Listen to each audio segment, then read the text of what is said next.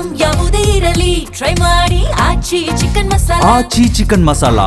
ಈಗ ನೀವು ಯಾವಾಗಲೇ ಹೇಳಿದ್ರಿ ಲಕ್ಷಾಂತರ ಜನ ಪಥಸಂಚಲನ ಮಾಡಬೇಕಾದ್ರೆ ಅಥವಾ ಇನ್ನೇನೋ ಚಟುವಟಿಕೆಗಳನ್ನು ಮಾಡಬೇಕಾದ್ರೆ ಕಾನೂನು ಸುವ್ಯವಸ್ಥೆ ಬಹಳ ಮುಖ್ಯ. ಅದು ಅಕೌಂಟಬಿಲಿಟಿ ಪ್ರಶ್ನೆ ಅದು. ಮತ್ತು RSS ಬಗ್ಗೆ ಈ ರೀತಿಯ ಅನುಮಾನದಿಂದ ಹೊರತಾದಂಥ ಸಂಘಟನೆ ಅಲ್ಲ. ಯಾಕಂದರೆ ನಾನು ಬೇಕಾದ್ರೆ ದಾಖಲೆಗಳನ್ನು ಕೊಡಬಲ್ಲೆ.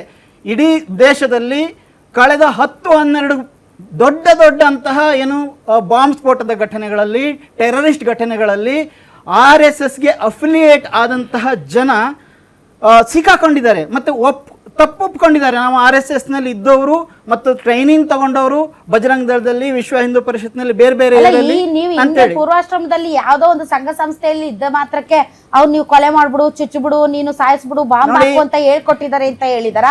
ಆತರ ಏನು ಹೇಳಿಲ್ಲ. ಈಗ ನಿಮಗೆ ಒಂದೇ ಉದಾಹರಣೆ ಮೂಲಕ RSS ನ ಒಂದೇ ಉದಾಹರಣೆ ಮೂಲಕ ನಾವು ಅರ್ಥ ಮಾಡ್ಕೋಬೇಕಂತ ಹೇಳಿದ್ರೆ 2019ರಲ್ಲಿ ಬಿಜೆಪಿಯಿಂದ ಸಾಧ್ವಿ ಪ್ರಜ್ಞಾ ಸಿಂಗ್ ಠಾಕೂರ್ ಅವರಿಗೆ ಇದೇ RSS ಹಿಂದ್ಗಡೆಯಿಂದ ಬೆಂಬಲ ಮಾಡಿ MP ಸೀಟ್ ಕೊಡಿಸುತ್ತೆ ಭೋಪಾಲಲ್ಲಿ, ಮಧ್ಯಪ್ರದೇಶ. ನಾವೇ ಒಪ್ಪಿಕೊಂಡಿರುವಂತ ನ್ಯಾಯಾಲಯ ವ್ಯವಸ್ಥೆ ನಿರಪರಾಧಿ ಅಂತ ಬಂದಾಗ ಸರ್, ನಿರಪರಾಧಿ ಅಂತ ಅವರು ಬಂದಿಲ್ಲ. ಈ ನೆಲದ, ಈ ಭಾರತ ದೇಶದ ಅತ್ಯಂತ ಧೀರ ಯೋಧ ಹೇಮಂತ್ ಕರ್ಕರೆ, ಈ ದೇಶಕ್ಕೋಸ್ಕರ ಟೆರರಿಸ್ಟ್ಗಳ ವಿರುದ್ಧ ಹೋರಾಟ ಮಾಡಿ ಪ್ರಾಣ ಕೊಟ್ಟಂತಹ ಹೇಮಂತ್ ಕರ್ಕರೆ ಅವರು 4000 ಪುಟಗಳ ಒಂದು ವರದಿಯನ್ನು ಕೊಟ್ಟಿದ್ದಾರೆ ಸಾಧ್ವಿ ಪ್ರಜ್ಞಾ ಸಿಂಗ್ ಬಗ್ಗೆ.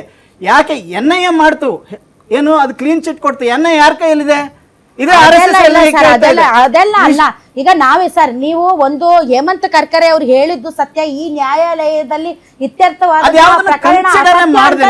ನೋಡಿ.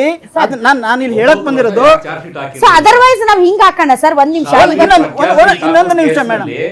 UPA 1 UPA 2 9 ವರ್ಷ ಚಾರ್ಜ್ ಶೀಟ್ ಯಾಕೆ ಹಾಕಿರಲಿಲ್ಲ? 3 ಜನ ಇದ್ದಾರೆ ಸರ್. ಯಾಕೆ ಹಾಕಿರಲಿಲ್ಲ ಹೇಳಬೇಕು. 3 ಜನ ಇದ್ದಾರೆ.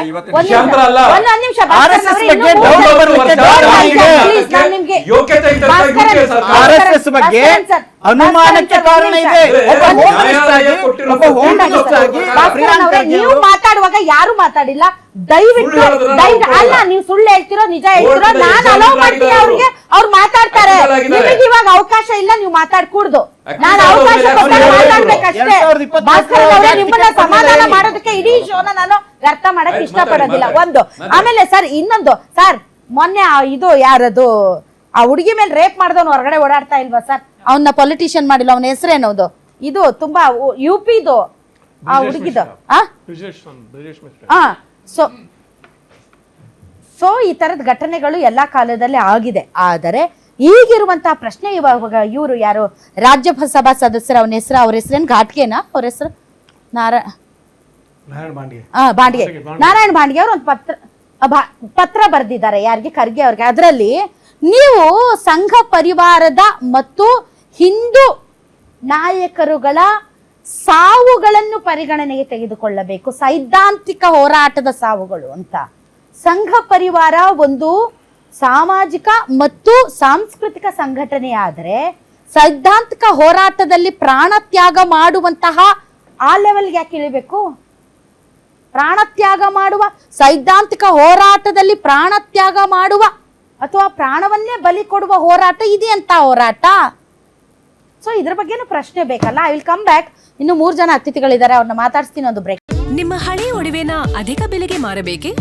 ಅಟಿಕಾಗೆ ಕಾಲ್ ಮಾಡಿ 8880 300 300. Attica gold company.